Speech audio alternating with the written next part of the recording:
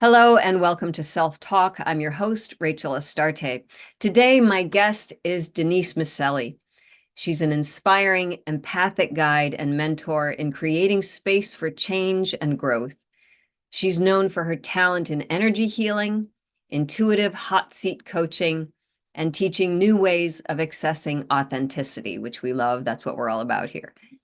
After enduring a difficult dark night journey, Denise cleared traumatic memories and emotional patterns that blocked her authentic self using subconscious healing. In her work with others, she's been inspired to share the simple and accessible healing modality. And we are going to talk a little bit about that as we get chatting. But today, we're really going to focus on something that we all encounter at some point in our lives, especially when we step on a path of growth, which is imposter syndrome.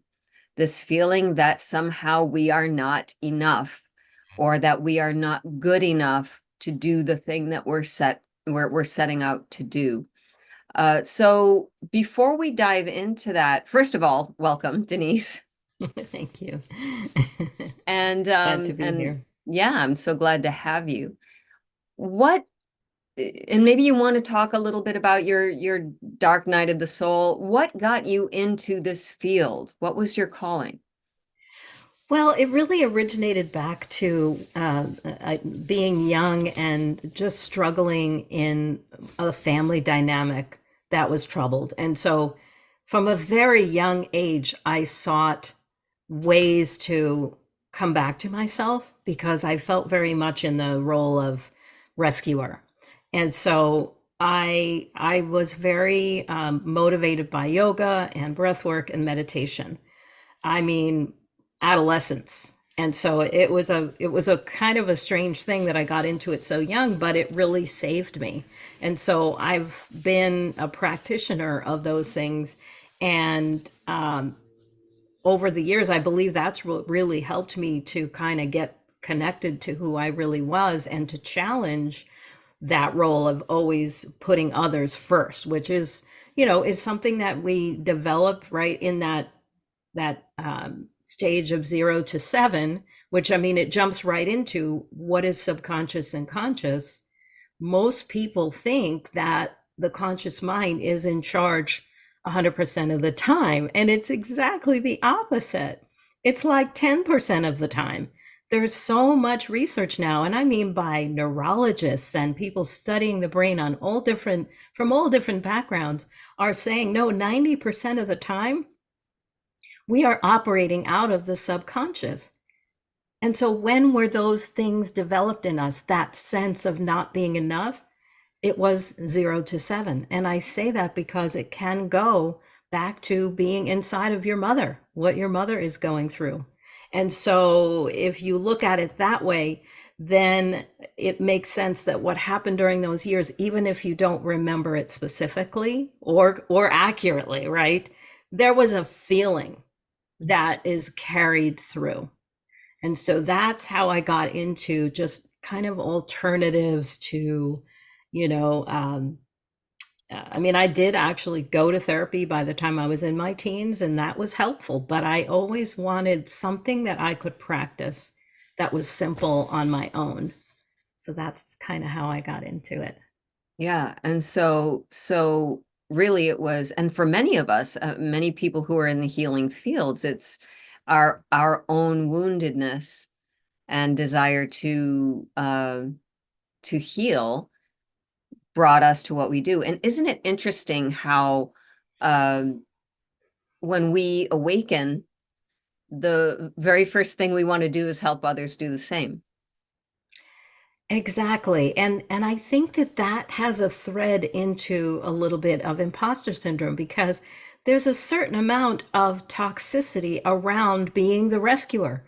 I remember doing a lot of work with archetypes. I was very interested in archetypal patterns. And I have this practice that I do in my course where I have people just in their primary family, who were they with, their caregivers from 0 to 7, and actually figure out which archetypes were most present in those people, and it helps you understand who you were. If you had a narcissistic parent, you were going to become a people pleaser, which eventually leads to imposter syndrome when it's unchecked, right? So by doing that, I realized that I was a rescuer, and I never thought of myself that way. I just thought of myself as, more of a protector and all that. But then, you read these archetypes and you go, oh, that so resonates with my soul. And even healer was in there as well. Teacher, guide, those things were a part of me from a very young age. So it's being able to look at that and say, okay, what are the things that I,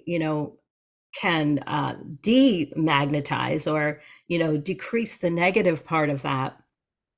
And then when you find those answers for yourself, yeah, either people go, okay, now I'm free to go and choose whatever path, or, they will say, oh gosh, I want to help other women. And that's really what, I do.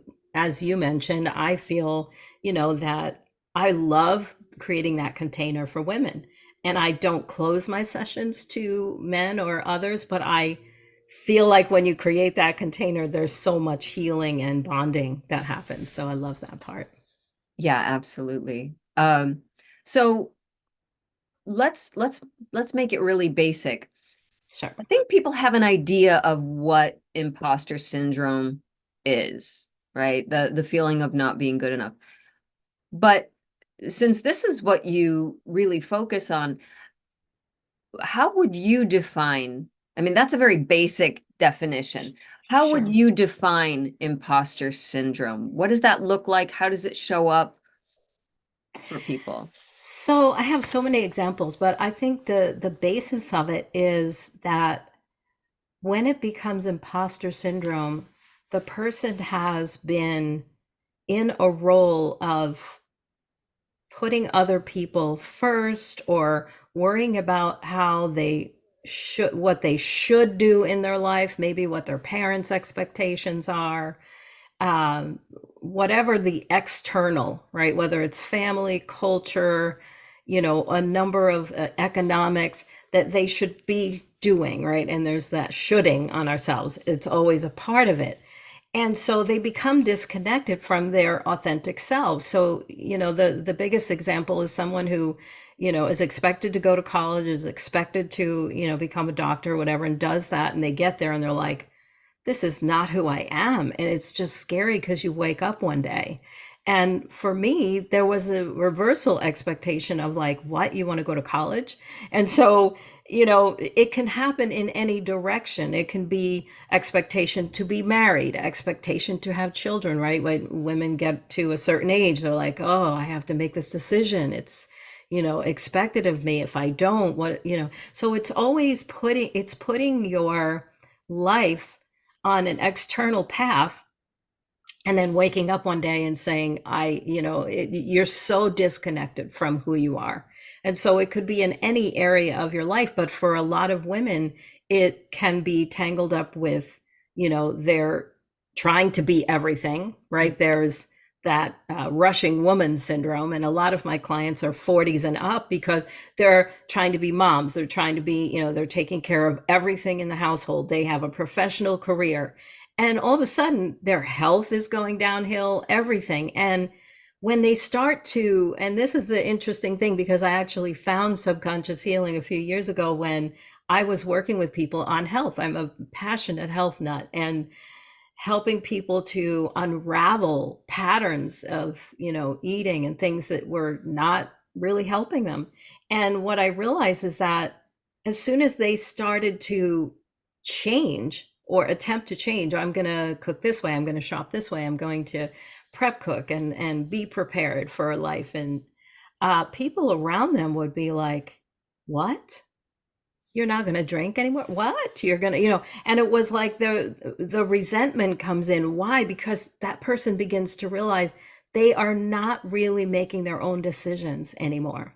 Mhm. They're making decisions from those externals, those roles, those relationships, those jobs. And they, and so that led them to feeling like, I don't know what happened. I had this great plan. And then but they didn't realize how the power they had given externally for their own choices. And when they go to try to empower themselves in health or whatever. And so that's when I started to realize this is really tied to that subconscious programming.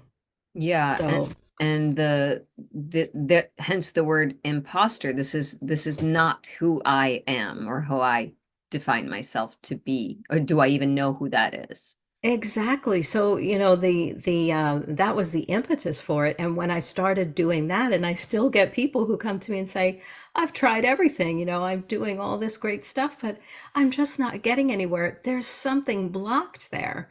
There's some way you're looking at it. And so part of what this does is it allows you to shift your perspective. We can all consciously set goals, do vision boards, we can do all that fun stuff. But if there's something subconscious that you're really not aware is even there, and that's where self talk, self questioning, journaling, those are all integral parts of my practice. And, I do meditation every morning, I journal every morning, and I'm constantly connecting. The whole goal of it is to just connect with how I'm feeling and how aligned I feel.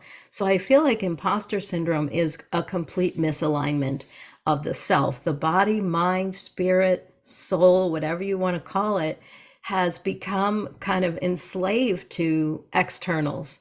Mhm. And it can be very cultural as well, right? There's still countries where women are told they will marry a person, or even men are told this is who you're married, So there's so many ways that we get disconnected.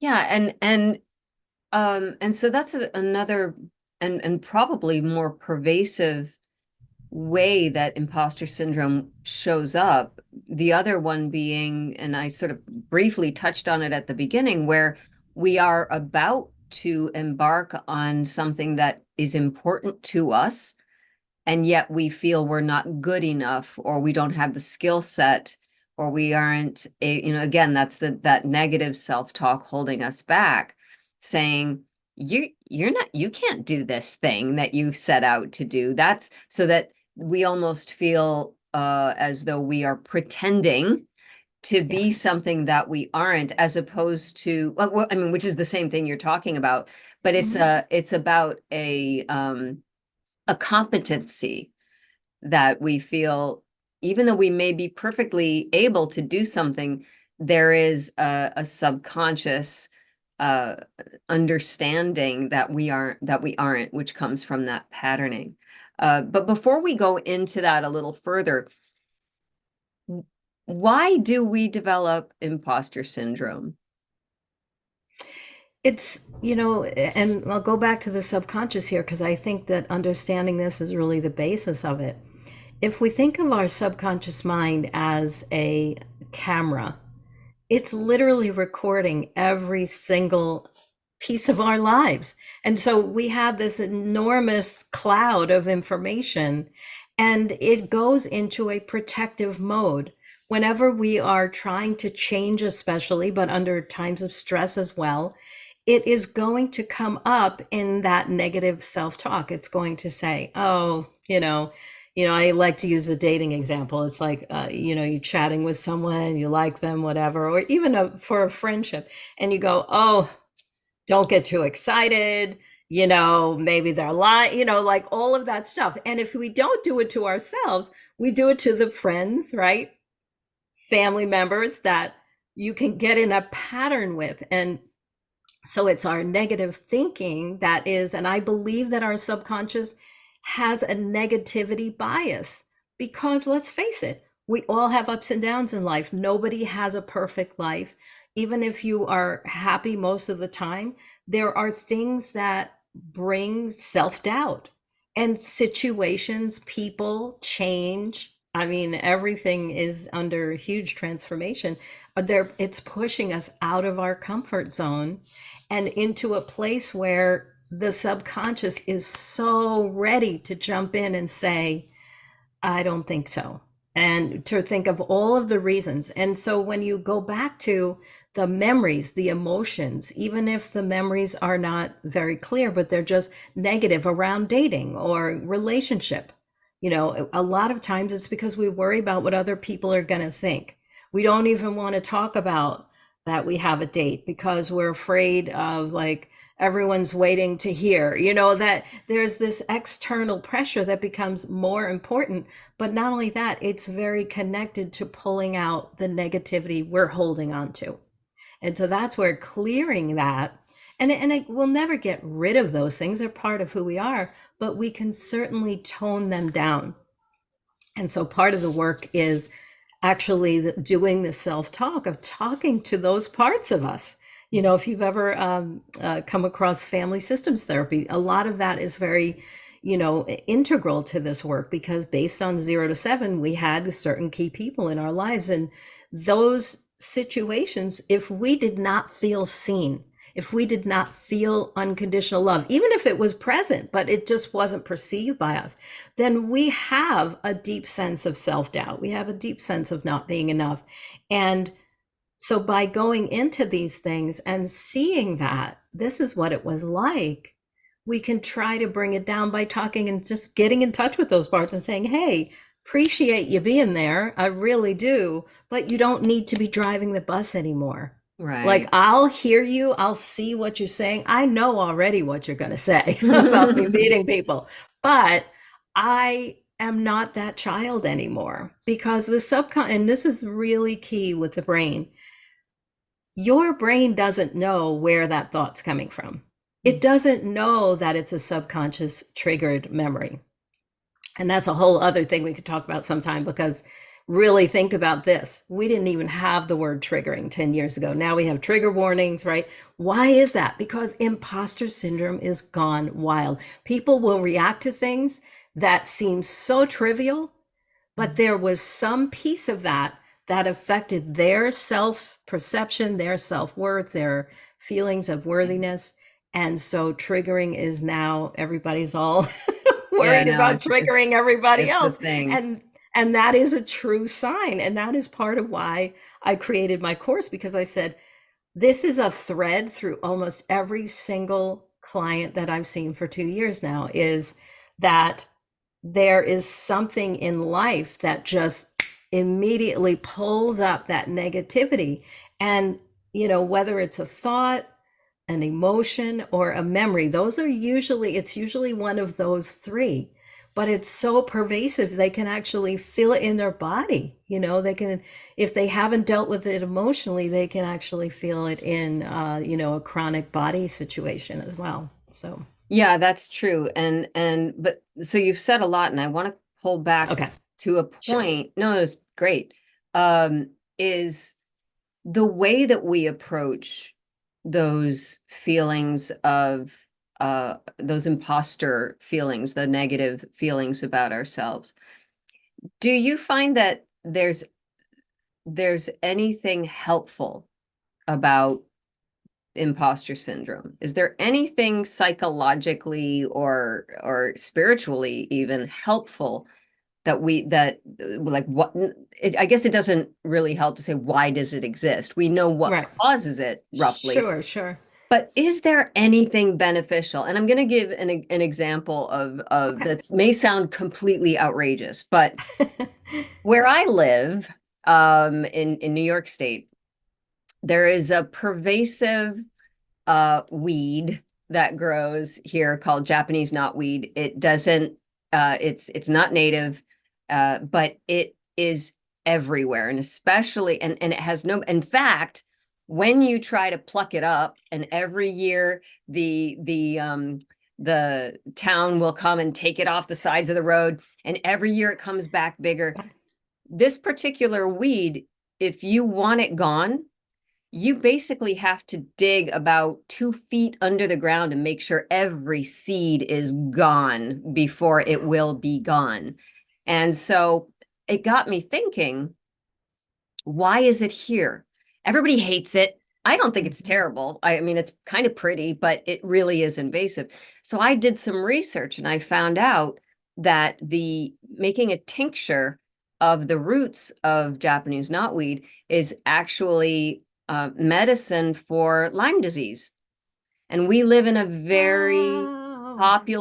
deer populated area, lots of ticks, lots of Lyme disease around here. So in a way, something that looked like it's a nuisance actually does, the way nature works in its beautiful way, is it has a healing purpose. So you can see the connection I'm making here. Is there any kind of healing purpose or any kind of positive, I hate to use the word, aspect to imposter syndrome? Well, I do believe that because we know it exists, because we know there's just an infinite number of examples. I did a class once on creative blocks because we have so many people who define themselves as creators and they have all these grand plans, and then they suddenly wake up one day and they're like, I don't know where to start, or I don't know, I don't feel motivated. I don't know what this block is. And it usually is something connected, right? So there's a lot of ways to interpret it.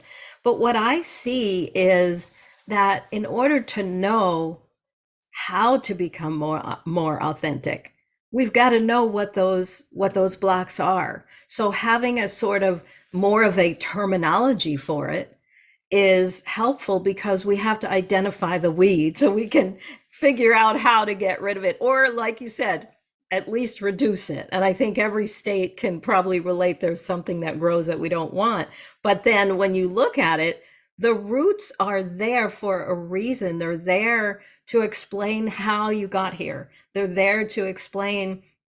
And it's not about, I talk about family of origin and caregivers and all of that. And it's not about a blame game, but it's more about just owning the responsibilities wherever they, were, and understanding why sometimes, being around people that we've had those situations with today, if we don't do that inner work, it can still trigger us back into those roles again.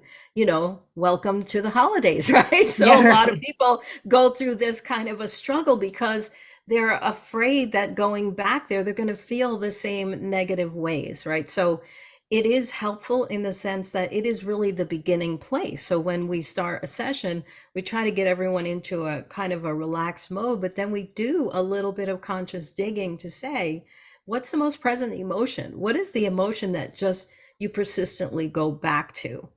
And I like to use a continuum because right now it's either anxiety or depression, right? If and those are both symptoms of imposter syndrome. But whether you are an overthinker, thinking and worrying about the future is the anxiety, or you're more prone to sadness and getting in a down sort of low energy state of depression. It's a continuum, and based on kind of how you grew, the patterns in your life, and some people can go back and forth between the two, but most people tend toward one end. And so by identifying that, it's the beginning of that route. Mhm. It's the beginning of finding the medicine.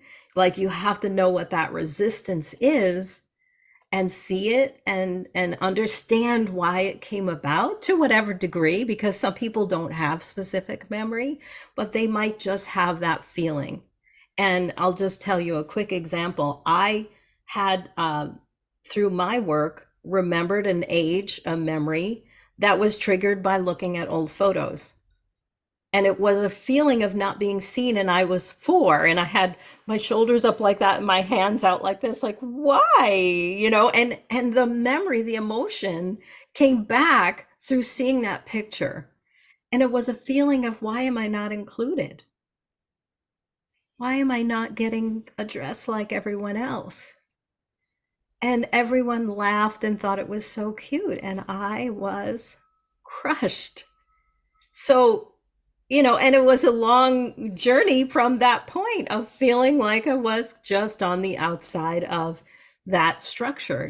So it's one little moment like that and we need to be able to identify it, right? Even if it's something that feels overwhelming. And this is why I think that talk therapy, in some ways, if that's the only tool, talking about it and talking about it and seeing more and more patterns in that, it can kind of re-trigger people, I feel. And Absolutely. there's been a more of a move to have, therapists and everyone, kind of find more tools, because we don't want to just talk about it. We want to actively practice ways that we can, through our self-talk, through checking our thoughts, checking in with our emotions, and the way that we speak about ourselves and our situation, because they all carry huge power. So, Yeah, and our bodies as well, right? We mhm. carry these things that are part of our, that house our spirit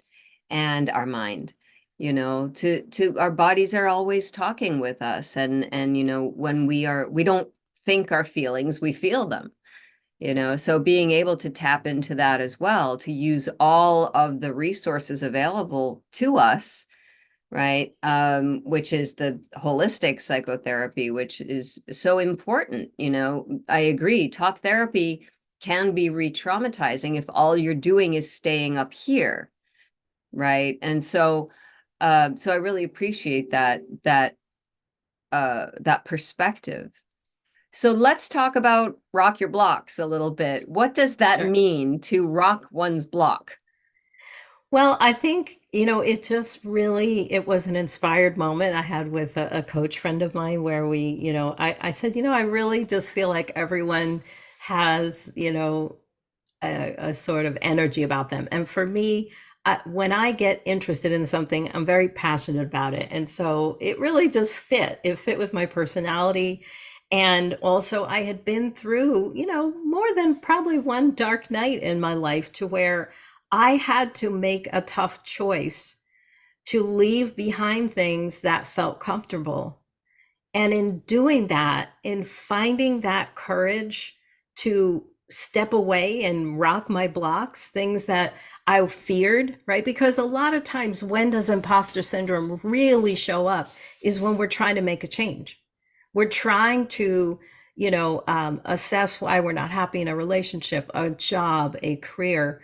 And I've had a few careers and I was good at them, but there was something deep within me that was just there was an imbalance. In my 20s, I was a chef and I was so passionate about it. In fact, I love cooking to this day, but there was something that told me, first of all, my body, I was becoming unhealthy, more unhealthy, and I felt terrible. And so I've had to walk away from different things in my life because I listened. And so that whole idea of rocking your blocks is, to help people identify what are those things that maybe you love. Maybe you could even say, you put 20 years into something. But if it doesn't work for you anymore, can you change it? Does changing it bring up fear in you? And can you be open to that if you soften even the blocks to change, or just bring down the intensity, that you can make space to imagine something different.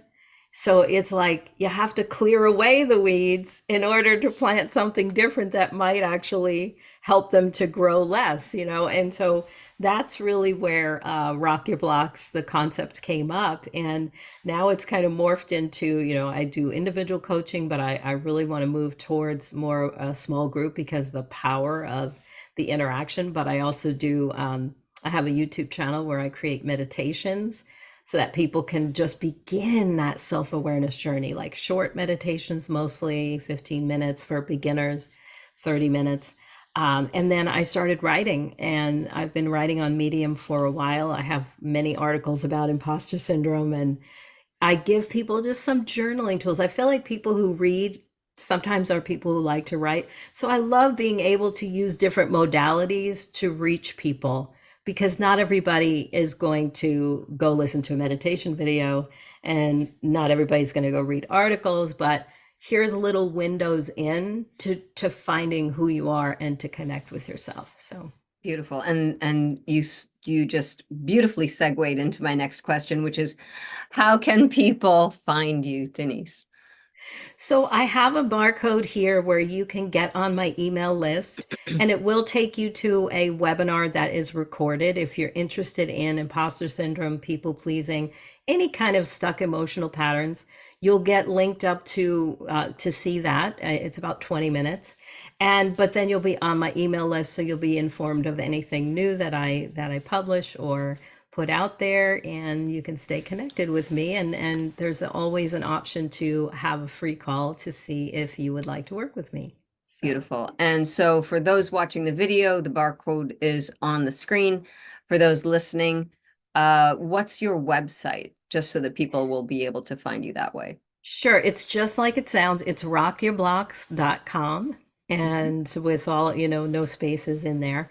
And yeah, and once you go there, you'll see links to, I have on my contact page, I have a campsite, so it'll have links to all the other options. So people can come in, and I like that they can kind of go where they're comfortable, because you got to start where you are, right? Yeah, So exactly. And that's a beautiful thing. So I will make sure that the links are all in the show notes so that people can find them, yeah. whether you're getting this on YouTube or you're getting it through wherever you have your podcasts, find your podcasts. Denise Miceli, thank you so much for being on Self Talk. It was just a pleasure to talk about this. Yes, I really enjoyed it. Thank you.